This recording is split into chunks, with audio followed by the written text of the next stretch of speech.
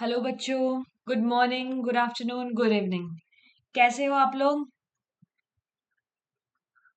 आशा करती हूँ आप लोग अच्छे होंगे। मैं भी अच्छी हूँ।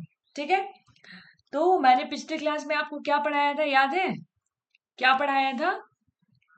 प्लानिंग कमीशन के बारे में पढ़ाया था। क्या पढ़ाया था? प्लानिंग कमीशन के बारे में। और क्या पढ़ाया था? नीति आयोग के बारे में।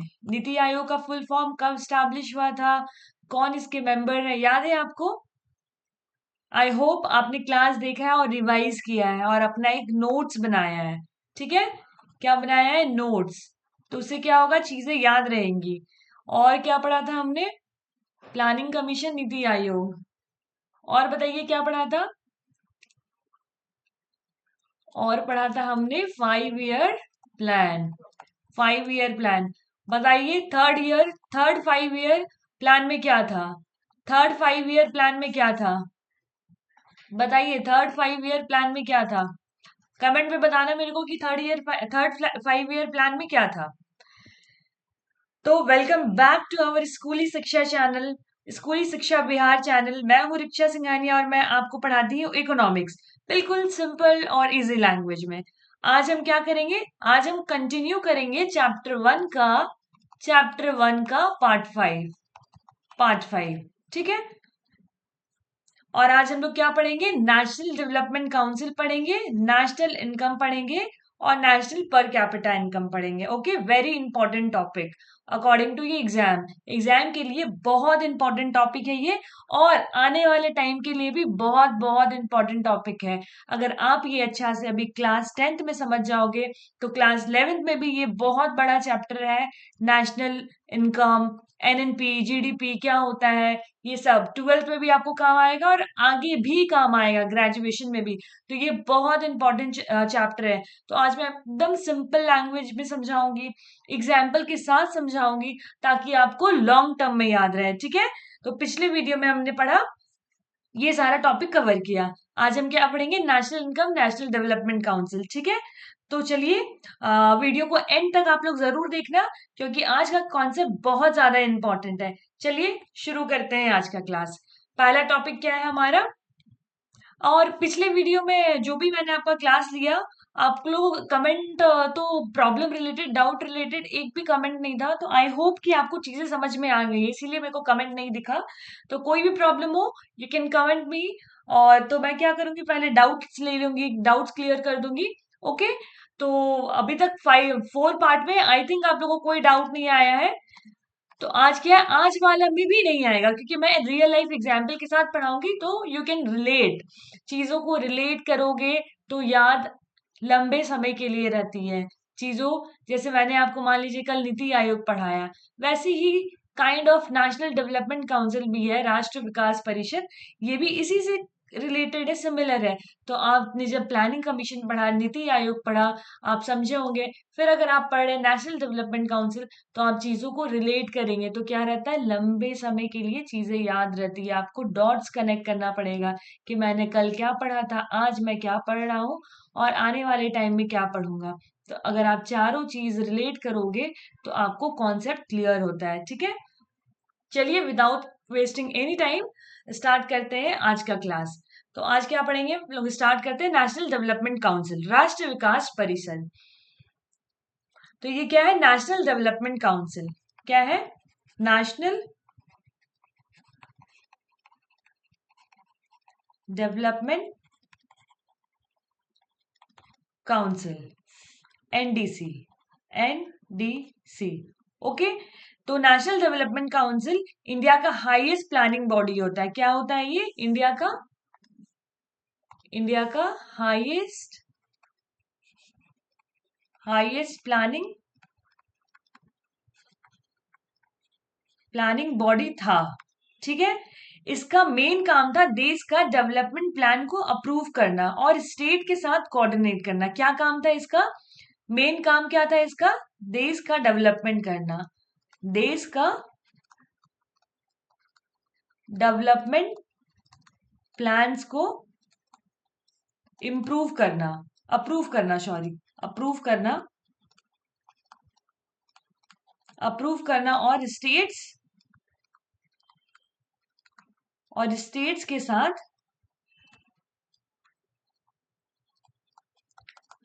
कोऑर्डिनेशन बनाना। ठीक है, यहां तक समझ में आया क्या है? नेशनल डेवलपमेंट काउंसिल इंडिया का हाईएस्ट प्लानिंग बॉडी था। इसका मेन काम था देश का डेवलपमेंट प्लान को अप्रूव करना और स्टेट के साथ कोऑर्डिनेट बनाना। और ये स्टैब्लिश कब हुआ था? 1952 में। 1952 में इसकी स्थापना कब हुई थी? 1952 में। भारत की सर्वोच्च योजना न्यायिका है। वही ना, मैंने क्या बताया? देश की डेवलपमेंट को अप्रूव करना और स्टेट के साथ मिलकर कोऑर्डिनेट कराना। हाईएस्ट प्लानिंग बॉडी था। क्या था? भारत का सर्वोच्च योजना न्यायिका, देश का हाईएस्ट प्लानिंग बॉडी। इसके अध्यक्ष कौन है? प्रधानमंत्री। ठीक है, देखते हैं स्ट्रक्चर, देखते हैं। मतलब प्रधानमंत्री अध्यक्ष है, सभी राज्यों के मुख्यमंत्री, योजना आयोग के सदस्य, केंद्र मंत्री। तो इसकी क्या है? संरचना है। ये क्या है? संरचना, मतलब कि structure. Structure national development council का स्ट्रक्चर क्या हो गया? ये हो गया। इसमें कौन है? प्राइम मिनिस्टर है एज अ चेयरमैन, और सभी स्टेट के चीफ मिनिस्टर हो गए, सभी राज्यों के मुख्यमंत्री और प्लानिंग कमीशन के मेंबर। ठीक है, योजना आयोग मतलब प्लानिंग कमीशन के मेंबर, और सेंट्रल मिनिस्टर मतलब केंद्र मंत्री, सेंट्रल मिनिस्टर। सिंपल समझ लीजिए, centre plus state plus experts is equal to national development council. तो क्या समझे हम नेशनल डेवलपमेंट काउंसिल से? नेशनल डेवलपमेंट काउंसिल एक हाईएस्ट प्लानिंग बॉडी था जो कि स्टैब्लिश हुआ था 1952 में, और ये देश के डेवलपमेंट प्लान को अप्रूव करना और स्टेट के साथ कोऑर्डिनेट बनाते थे। और इसके स्ट्रक्चर में कौन कौन शामिल है? तो प्रधानमंत्री है, सभी राज्यों के चीफ मिनिस्टर्स है, और प्लानिंग कमीशन के मेंबर, और सेंट्रल मिनिस्टर है। ओके, यहां तक समझ में आया? कोई दिक्कत? अब चलिए इसके फंक्शन के बारे में पढ़ते हैं। मुख्य कार्य, इनके मुख्य कार्य क्या थे?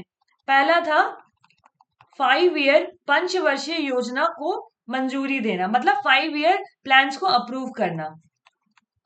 5 ईयर प्लान्स को अप्रूव करना, मतलब गवर्नमेंट जो 5 साल के डेवलपमेंट प्लान बनाती थी, उन्हें फाइनल अप्रूव एनडीसी देती थी, नेशनल डेवलपमेंट काउंसिल। पहले कमिटी ने 5 ईयर प्लान बना लिया, गवर्नमेंट ने 5 ईयर प्लान बना लिया डेवलपमेंट के लिए, और उसको फाइनल अप्रूवल कौन देती थी? यही नेशनल डेवलपमेंट काउंसिल देती थी। ठीक है, और दूसरा क्या है? राष्ट्र विकास नीति बनाना, मतलब नेशनल डेवलपमेंट की पॉलिसी बनाना। क्या है? नेशनल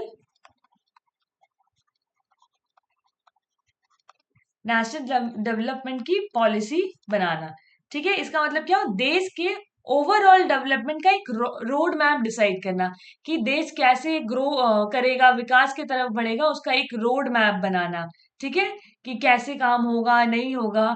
तो एक प्लान को बोलते हैं, एक अच्छा सा प्लान बनाना, तो उसको क्या बोलते हैं? रोड मैप बोलते हैं। मतलब एक मेरे पास विजन है कि मैं क्या करूंगा, नहीं करूंगा, तो रोड मैप बनाना। ओके, केंद्र और राज्यों के बीच समन्वय बनाना। ठीक है, मतलब सेंटर और स्टेट के बीच कोऑर्डिनेशन करना। क्या करना? कोऑर्डिनेशन करना। थर्ड पॉइंट क्या आ गया? सेंटर और स्टेट के बीच कोऑर्डिनेशन बनाना, ताकि सब स्टेट मिलकर काम करें और कॉन्फ्लिक्ट ना हो। चौथा क्या है? आर्थिक विकास की दिशा तय करना, मतलब इकोनॉमिक डेवलपमेंट की डायरेक्शन डिसाइड करना, मतलब देश किस डायरेक्शन में ग्रो करेगा, एग्रीकल्चर, इंडस्ट्री, सर्विस सेक्टर। इसका मतलब ये है, मतलब इकोनॉमिक डेवलपमेंट की डायरेक्शन डिसाइड करना। ठीक है, जैसे हो गया एग्रीकल्चर, इंडस्ट्री एक्सेट्रा। तो हमने क्या देखा? मुख्य कार्य में 5 ईयर प्लान को अप्रूव करना, नेशनल डेवलपमेंट पॉलिसी का एक रोड मैप बनाना, सेंटर और स्टेट के बीच कोऑर्डिनेशन बनाना, और इकोनॉमिक डेवलपमेंट की डायरेक्शन डिसाइड करना। ये क्या हो गया? मुख्य कार्य हो गया। मुख्य कार्य हो गया, मतलब मेन फंक्शन हो गया एनडीसी का। अब आते हैं इनका महत्व क्या है, इंपॉर्टेंस क्या है। इंपॉर्टेंस क्या है, ठीक है। इंपॉर्टेंस क्या हो गया, लोकतांत्रिक भारत के सभी राज्यों की भागीदारी, मतलब कि पहला क्या हो गया, डेमोक्रेटिक डेमोक्रेटिक पार्टिसिपेशन। पार्टिसिपेशन इसका मतलब क्या हो गया, हर स्टेट को डिसीजन मेकिंग में इंक्लूड किया जाता था। सारे स्टेट को डिसीजन मेकिंग में इंक्लूड किया जाता है, मतलब ऐसा ना हो कि एक स्टेट को छोड़ दिया अगर वो छोटा स्टेट है तो नहीं, सबको इक्वल पार्टिसिपेशन का राइट दिया गया, चाहे स्टेट कितनी भी बड़ी हो, यूपी की तरह, या कितनी भी छोटी हो सिक्किम की तरह। तो सरकार की नजर में ये दोनों स्टेट सेम सेम है, तो किसी के साथ भेदभाव नहीं हो, तो डेमोक्रेटिक पार्टिसिपेशन है, ठीक है। दूसरा क्या है, integrated development. Integrated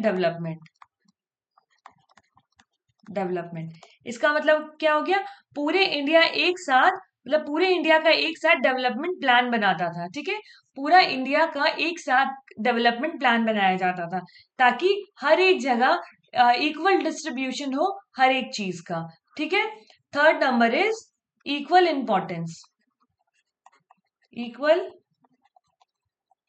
importance to states, मतलब सभी राज्यों का समान महत्व, मतलब छोटा बड़ा स्टेट, जैसा भी स्टेट हो सबको इक्वल इंपॉर्टेंस दिया जाएगा। तो इसका हम लोग ने इंपॉर्टेंस क्या देखा, पहला देखा डेमोक्रेटिक पार्टिसिपेशन, इंटीग्रेटेड डेवलपमेंट, तीसरा देखा इक्वल इंपॉर्टेंस टू स्टेट, ठीक है। यहां तक समझ में आया इसका इंपॉर्टेंस क्या हो गया, हर स्टेट को डिसीजन मेकिंग में इंक्लूड किया जाता था, पूरे इंडिया का एक साथ डेवलपमेंट प्लान बनता था, और लास्ट क्या था, छोटा या बड़ा स्टेट सभी को इक्वल इंपॉर्टेंस मिलता था। तो ये हो गया इसका इंपॉर्टेंस, ओके। अब आते हैं रियल लाइफ एग्जाम्पल से, चलिए समझते हैं। अगर आपको ये वाला नहीं समझ में आया तो मैं आपको एक रियल लाइफ एग्जाम्पल से समझाती हूँ, ठीक है। मान लीजिए आप सोचिए कि आपके स्कूल में क्या है, एनुअल फंक्शन है। एनुअल फंक्शन है, तो एनुअल फंक्शन करने के लिए एक प्लान तो बनाना पड़ेगा ना। तो क्या किया, प्लान बनाया गया आपके स्कूल में एनुअल फंक्शन होगा। तो प्रिंसिपल क्या हुए, प्रिंसिपल क्या बने आपके, प्राइम मिनिस्टर, ठीक है। और क्लास टीचर क्या बने, क्लास टीचर क्या हो गए, चीफ मिनिस्टर। ऐसे सोचिएगा, क्लास टीचर आपके चीफ मिनिस्टर है, और प्रिंसिपल क्या है, प्राइम मिनिस्टर है। और स्कूल कमेटी जो है, स्कूल कमेटी जो है वो प्लानिंग कमीशन है, प्लानिंग कमीशन है, कमीशन है, ठीक है। सब मिला के डिसाइड करता है कि फंक्शन का थीम क्या होगा, बजट कैसे यूज होगा, कौन क्या रोल करेगा। इसी तरह एनडीसी भी प्रॉपर, मतलब पूरे देश का डेवलपमेंट का प्लानिंग मीटिंग बनाते थे। तो उनको पता चलता था कि कैसे प्लानिंग होगा, फिर एग्जीक्यूशन कैसे होगा। इसीलिए मिनिस्टर्स का भी इन्वॉल्वमेंट रहता था, कि छोटा हो या बड़ा स्टेट हो सबको इक्वल डिस्ट्रीब्यूशन, इक्वल राइट दिया जाए, इक्वल इंपॉर्टेंस दिया जाए। वैसे ही आपके स्कूल में भी आप समझ सकते हैं, प्रिंसिपल क्या हो गए, प्राइम मिनिस्टर जैसा रोल प्ले करते हैं, वो सारा कुछ देखेंगे, चेयरमैन होते होंगे, होते हैं। और क्लास टीचर चीफ मिनिस्टर्स का रोल करेंगे, और स्कूल कमेटी क्या है, प्लानिंग कमीशन की तरह है। ऐसे आप सोचिए, ठीक है। तो अब क्या आते हैं, अगर मैं आपको वन लाइन में समझाऊं तो एनडीसी क्या है, सेंटर प्लस स्टेट्स का जॉइंट प्लानिंग, प्लानिंग बॉडी जो डेवलपमेंट प्लान्स को अप्रूव करता था, ठीक है। यहां तक समझ में आ गया। तो ये क्या है, पूरा नेशनल डेवलपमेंट काउंसिल का स्ट्रक्चर, इंपॉर्टेंस, मेन फंक्शन क्या है, ये कब स्टैब्लिश हुआ था। यहां तक कोई भी प्रॉब्लम है, कोई भी प्रॉब्लम है तो बताइए। तो क्या पढ़ा हमने, what is national development council. चलिए एक बार रिवाइज करते हैं, जल्दी जल्दी repeat with me, okay. Highest planning body India का था, स्टैब्लिश कब हुआ था? 1952 में। चेयरमैन कौन थे? प्राइम मिनिस्टर थे। इसका स्ट्रक्चर क्या था? इसके अंदर कौन कौन शामिल थे? प्राइम मिनिस्टर, चेयरमैन थे, चीफ मिनिस्टर थे, सारे राज्यों के मेंबर्स ऑफ प्लानिंग कमीशन थे, और केंद्र मंत्री थे। ठीक है, इनका मेन फंक्शन क्या था? मेन फंक्शन था अप्रूव करना 5 ईयर प्लान को, नेशनल डेवलपमेंट पॉलिसी बनाना, कोऑर्डिनेट करना सेंटर और स्टेट के साथ, और डिटर्मिनेंट होकर डायरेक्शन करना इकोनॉमिक डेवलपमेंट कैसे होगा। और इनका इंपॉर्टेंस क्या था? पार्टिसिपेट करना सारे स्टेट में, इंटीग्रेटेड वैल्यू प्लान बनाना, इक्वल इंपॉर्टेंस देना सारे राज्यों को। ठीक है, ये हो गया रिवीजन। समझ में आया? आई होप समझ में आया होगा। ओके, अब आते हैं हम लोग नेशनल इनकम पे। वेरी इंपॉर्टेंट टॉपिक, आज पढ़ लोगे तो कभी नहीं भूलोगे, वैसा पढ़ेंगे हम। ठीक है, पढ़ाई आसान नहीं होती, इसे आसान बनाना पड़ता है। अगर इतना इजी होता पढ़ना तो सारे बच्चे पढ़ रहे होते हैं ना। पढ़ाई में इंटरेस्ट क्यों नहीं आता? क्योंकि पढ़ाई करना उतना आसान नहीं होता। आप डेली पढ़ोगे, चीजों को समझोगे, चीजों को रिलेट कर पाओगे, तो चीजें लंबी याद रहती है। क्या? लंबी याद रहती है। कल मैंने आपको जैसे पढ़ाया था 5 ईयर प्लान, नीति आयोग, वैसे ही एनडीसी का भी रोल है। तो आप कल वाले टॉपिक को आज वाले टॉपिक पे रिलेट करोगे तो चीजें लंबी याद रहती है। जब तक आप कल का पढ़ा हुआ आज नहीं सोचोगे तो कल वाला भूल जाओगे, आज वाला आज के लिए याद रहेगा, फिर आज वाला भूल जाओगे जब मैं कल न्यू क्लास लेके आऊंगी। तो क्लास को रिलेट करना है, रिलेट करना है। चीजें रिवाइज करो, रीड करो, रिपीट करो। पहले चीजें पढ़िए, रीड कीजिए, फिर रिवाइज कीजिए, फिर रिपीट कीजिए। याद रहती हैं चीजें, याद रहती हैं। तो ऐसे ही पढ़ना है हमें भी। ठीक है, तो चलिए स्टार्ट करते हैं नेशनल इनकम। चलिए, अगर मैं आपसे एक क्वेश्चन पूछती हूँ, अगर मैं पूछूं कि इंडिया एक साल में कितना पैसा कमाता है, तो आप क्या मेरे को बता पाओगे कि इंडिया एक साल में कितना पैसा कमाता है? बताइए। नहीं सोच पाओगे ना? तो उसी को हम क्या बोलते हैं? National income. तो हम लोग कैलकुलेट करेंगे, मतलब अभी आपको नहीं पता, लेकिन जब आप चीजों को समझोगे तो क्या करोगे? आप बता पाओगे कि भारत कितना पैसा कमाता है, भारत का खर्च कहाँ होता है, रेवेन्यू कहाँ से आती है, और भारत के हाथ में फिर पैसा कैसे बचता है। चलिए पढ़ते हैं। तो क्या हो गया? तो आ, तो इसी को हम क्या कहते हैं? National income. National income. ठीक है, अब आते हैं national income is equal to total earning of the country in a 1 year. National income is equal to total earning of a country in 1 year. देखो बच्चों, एक देश में बहुत सारे काम होते हैं। कोई कहता है कोई खेती करता है, कोई फैक्ट्री में काम करता है, कोई डॉक्टर है, कोई टीचर है। अगर डॉक्टर टीचर की मैं बात कर रही हूँ तो वो इंक्लूड करता है सर्विस सेक्टर को। सर्विस सेक्टर को, ठीक है, जो सर्विस प्रोवाइड करता है। अभी मैं आपको पढ़ा रही हूँ तो क्या है? सर्विस प्रोवाइड कर रही हूँ। डॉक्टर आपको देखता है, चेकअप करता है, तो क्या है? डॉक्टर सर्विस प्रोवाइड कर रहे हैं। ठीक है, तो ये क्या हो गया? जो भी फैक्ट्री में काम करता है, खेती बाड़ी करते हैं, और जो सर्विस सेक्टर में रहते हैं, ठीक है, तो उनको हम क्या कहते हैं? ये सब मिला के नेशनल इनकम में आता है। तो इन सभी की अर्निंग को अगर हम ऐड कर दें तो वो नेशनल इनकम है। चलिए देखते हैं, आगे बढ़ते हैं। तो क्या हो गया? National income is equal to agriculture plus industry plus services. Services, agriculture में क्या आएगा? एग्रीकल्चर में जैसे फार्मर्स आ जाएंगे, ठीक है, और इंडस्ट्री में क्या आएगा? जैसे फैक्ट्री हो गई, प्लांट एंड मशीनरी हो गई, और आता है लास्ट सर्विस सेक्टर। इसमें टीचर, डॉक्टर, बैंक, ये सारे आ जाएंगे सर्विस सेक्टर में।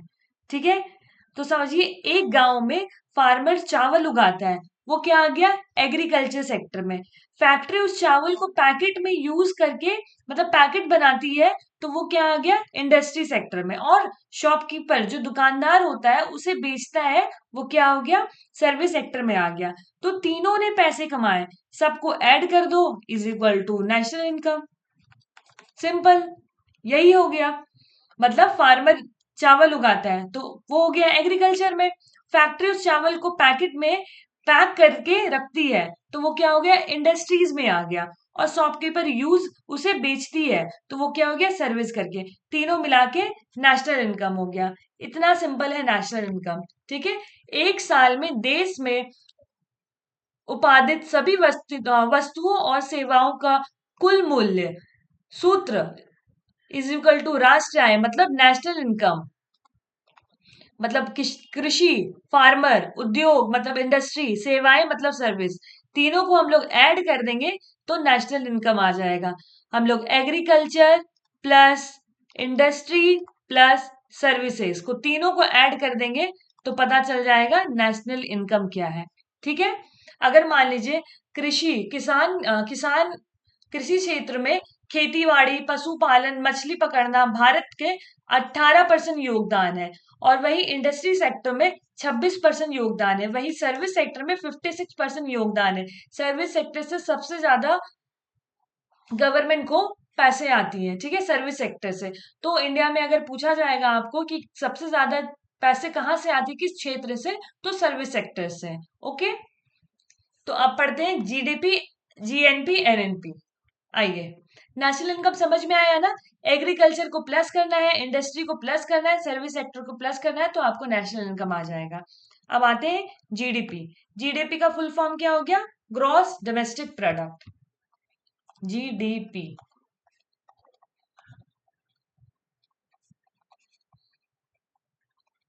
Gross domestic product. ठीक है। मतलब इंडिया के अंदर जो बना है, ग्रॉस डोमेस्टिक, डोमेस्टिक मतलब भारत, भारत में जो बना है, इंडिया के अंदर जो बना है, made in India,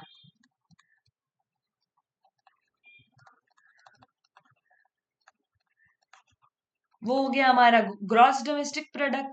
gross national product, GNP. GNP क्या हो गया, इंडिया के लोग दुनिया में जहां भी काम कर रहे हैं, ग्रॉस नेशनल, इंडिया के लोग दुनिया में जहां भी काम कर रहे हैं, तो वो क्या हो गया, जीएनपी हो गया। और एनएनपी क्या हो गया, एनएनपी हो गया जीएनपी को माइनस कर दिया डेप्रिसिएशन से, डेप्रिसिएशन से, तो आपका निकल जाएगा एनएनपी। ठीक है। मतलब जीडीपी घर के अंदर का पैसा, जीएनपी दुनिया भर का पैसा, और एनएनपी क्या हो गया, रियल पैसा बचा हुआ। तो जीडीपी से आपने क्या समझा, जीडीपी हो गया घर के अंदर का पैसा। पूरे भारत के अंदर कितना पैसा, वो जीडीपी से पता चलता है। तो बोलते हैं ना भारत की जीडीपी कितनी है, भारत की जीडीपी पिछले साल 5.4% थी, इस साल बढ़ के 6.4% हो गई। तो क्या पता चला भारत की जीडीपी ग्रोथ कितना हो रहा है भारत का, तो वो हो गया जीडीपी। और जीएनपी क्या हो गया, इंडिया के लोग दुनिया में जहां जहां भी कमा रहे हैं। मान लीजिए आपने एनआरआई को देखा होगा, तो क्या होगा, आपको एनआरआई का भी पैसा इंक्लूड करना पड़ेगा, जो बाहर के देशों में काम करती है और वहां से पैसे अर्न करती है और भारत में भेजती है। ऑब्वियसली भारत मतलब अपनी फैमिलीज को एज ए रेमिटेंस, तो वो क्या हो जाता है, ग्रॉस नेशनल प्रोडक्ट में आ जाता है। मतलब बाहर से जो भी दुनिया भर में जो भी पैसे कमा रहे हैं वो जीएनपी। एनएनपी क्या हो गया, जीएनपी से हम लोग डेप्रिसिएशन की वैल्यू हटा देंगे तो हमको मिल जाएगा एनएनपी। मतलब एनएनपी रियल बचा हुआ पैसा, जितना बचा हुआ पैसा आ जाएगा भारत में, वो पता चल जाएगा हम लोग को एनएनपी निकालने के बाद। ठीक है। चलिए अब रिलेट करते हैं, कहां कहां से आप क्या क्या समझे। तो अगर नेशनल इनकम बढ़ रहा है मतलब कंट्री ग्रो कर रही है। नेशनल इनकम अगर इंक्रीज हो रहा है तो मतलब हमारा भारत विकास कर रहा है, ठीक है। गवर्नमेंट इसी से डिसाइड करते हैं कि रोड्स, स्कूल्स कहाँ पे बनेंगे।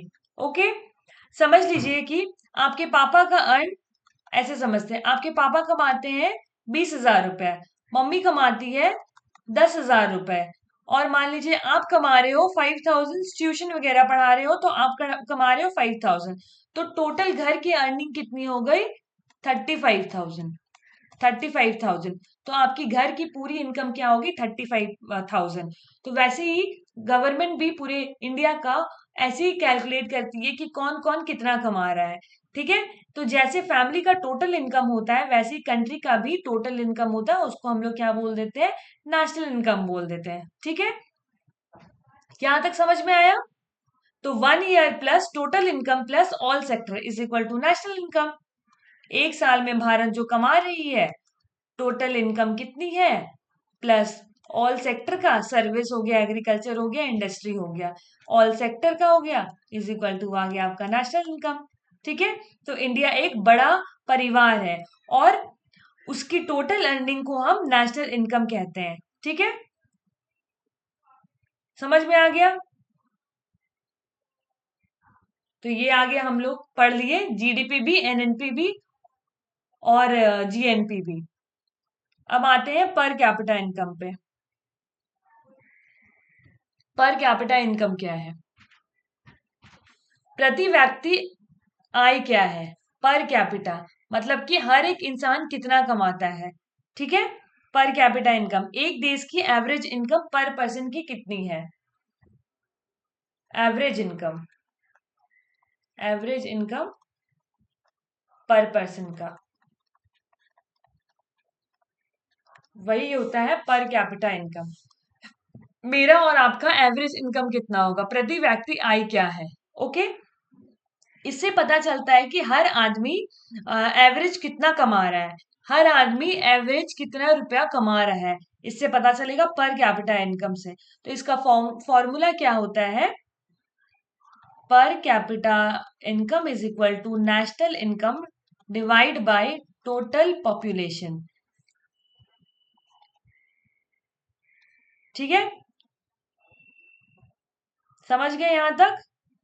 तो per capita income, per capita per capita income is equal to national income divide by total population. जितना पूरे देश का इनकम है डिवाइड बाय कितना हम लोग का पॉपुलेशन है, उससे पता चल जाएगा पर कैपिटा इनकम।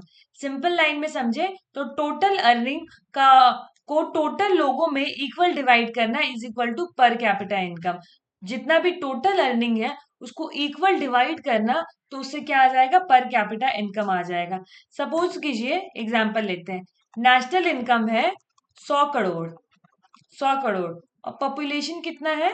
भारत की आबादी कितनी है? 10 करोड़ है, मान लीजिए, ठीक है। और पर कैपिटा इनकम कितना आ जाएगा? नेशनल इनकम, तो नेशनल इनकम कितना है? 100 CR divide by total population, तो टोटल पॉपुलेशन कितना हो गया? 10 करोड़, तो कितना हो गया आपका? बच गया 10 रुपए, तो रुपीज 10 पर कैपिटा इनकम हो गया, पर कैपिटा इनकम हो गया। ऐसे निकालना है, सिंपल। मतलब हर आदमी की एवरेज इनकम कितनी हो गई? 10 रुपए हो गई, ओके। समझ में आ गया पर कैपिटा इनकम? अब आते हैं महत्व, इंपॉर्टेंस क्या है इसकी। तो देश की औसत समृद्धि का पता चलता है, मतलब एवरेज प्रोस्पेरिटी दिखाता है, देश के लोग कितने अमीर है, क्या कितने गरीब हैं, तो इससे क्या पता चलता है? एवरेज लेवल पता चलता है हर एक इंसान का। स्टैंडर्ड ऑफ लिविंग बताता है ये, जीवन स्तर का संकेत। स्टैंडर्ड ऑफ लिविंग, लोगों का लाइफस्टाइल कैसा है, अगर मान लीजिए 10 रुपए में क्या लाइफस्टाइल वो जी रहे हैं क्या नहीं, तो ये क्या बताता है? लाइफस्टाइल बताता है, रहने का तौर तरीका बताता है। विकास की तुलना करने में मदद, मतलब कंपैरिजन में हेल्प करता है, एक कंट्री को दूसरे कंट्री से कंपेयर कर सकते हैं पर कैपिटा इनकम से, ठीक है। और यहाँ क्या, गरीबी और अमीरी का अंतर दिखाता है, इनइक्वालिटी का आइडिया देता है, जैसे रिच और पुअर के बीच गैप समझने में हेल्प करता है, कौन कितना अमीर है, कौन कितना गरीब है, इसके डिफरेंस को दिखाता है, ओके। तो 2021 2021 में लगभग लगभग 1.5 लाख रुपए विकसित देशों से कम लेकिन बढ़ रही है। समझ गए? मतलब 2021 में अप्रोक्स 1.5 लाख पर ईयर था। डेवलप कंट्रीज से कम है ये, बट गुड न्यूज ये था स्लोली इंक्रीज हो रहा है भारत का डिफरेंस गैप, ठीक है, पर कैपिटा इनकम। अब इसकी प्रॉब्लम्स देखते हैं, प्रॉब्लम्स क्या क्या है। आय का असमान वितरण, मतलब कि अनइक्वल डिस्ट्रीब्यूशन ऑफ इनकम।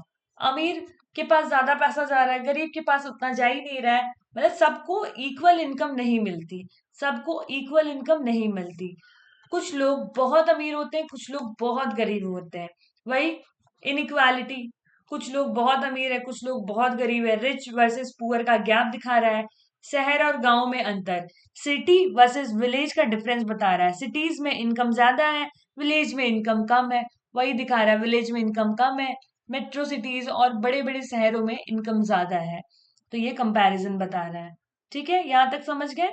तो अगर मान लीजिए एक स्टूडेंट के पास ₹100 है, ₹100, बाकी 4 स्टूडेंट के पास ₹0 है, बाकी जो रिमेनिंग 4 स्टूडेंट्स हैं, 4 स्टूडेंट्स है, उसके पास ₹0 है। तो क्या है, टोटल मनी कितना है? ₹100 ही है।